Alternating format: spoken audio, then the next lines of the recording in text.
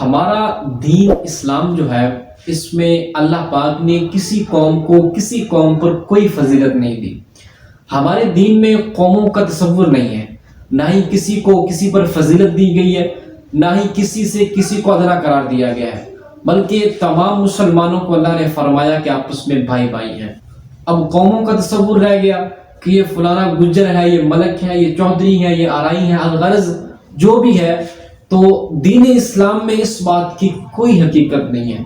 اللہ پاک نے پیارے قرآن مجید میں ارشاد فرمایا ان اکرمکم عند اللہ اتقاکم، کہ اللہ کے ہاں اگر تمہارا مرتبہ ہے، اللہ کے ہاں تمہارا اگر کوئی عہدہ کوئی منصب ہے، تو وہ تقوی و پرہیزگاری کے ذریعے ممکن ہے۔ اگر تقوی اختیار کرو گے، پرہیزگاری اختیار کرو گے، تو پھر ہی اللہ کے ہاں عزت و تکریم ہے وہ ثابت ہوگی۔ لیکن جو سید حضرات ہیں، ان کو فقہا نے فضیلت دی ہے تمام پر، کیونکہ ان کا جو سلسلہ نسب ہے وہ حضور علیہ السلام تک یا حضور کی جو آل ہے اس تک ثابت ہوتا ہے۔ تو سید کو شریعت نے اہمیت دی ہے، فوقیت دی ہے، اس کے علاوہ کسی ذات کے لیے کوئی فوقیت نہیں ہے۔ اب اگر کوئی غیر سید ہے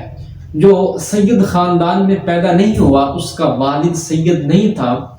تو لہٰذا اب وہ اپنا نام جو ہے سید کے ساتھ منسوب کرتا ہے،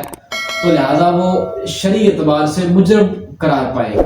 کیونکہ جو سید لکھوانا ہے وہ سید جو شاہ ہوتے ہیں ان کے لیے خاص تھا، تو لہٰذا یہ سید نہیں ہے، وہ اپنے ذات کے ساتھ اپنے نام کے ساتھ سید لکھ رہا ہے، تو لہٰذا وہ شرعی طور پر مجرم ہے۔ پیغمبر علیہ السلام نے فرمایا من انتسب الی غیر ابیہ فلیتبوأ مقعدہ من النار۔ حضور نے فرمایا کہ جو کوئی اپنا نسب کسی غیر کے باپ کے ساتھ منسوب کرتا ہے، حضور نے فرمایا کہ فلیتبوأ مقعدہ من النار، تو پس اس کا ٹھکانہ جہنم ہی ہے، اپنا ٹھکانہ وہ جہنم بنا لے۔ تو جس قوم کے ساتھ وہ تعلق رکھتا ہے اسی قوم کے ساتھ وہ اپنے آپ کو شمار کروائے۔ اپنے آپ کو سید لکھنا یا شاہ لکھنا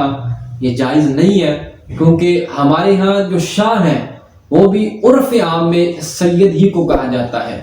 تو اپنے آپ کو سید یا شاہ کہہ کر زمانے میں عزت و اکرام حاصل کرنے کے لیے پیش کرنا یہ قطعی طور پر جائز نہیں ہے، بلکہ ایسا فعل کرنے والا شرعی طور پر مجرم بھی قرار پائے گا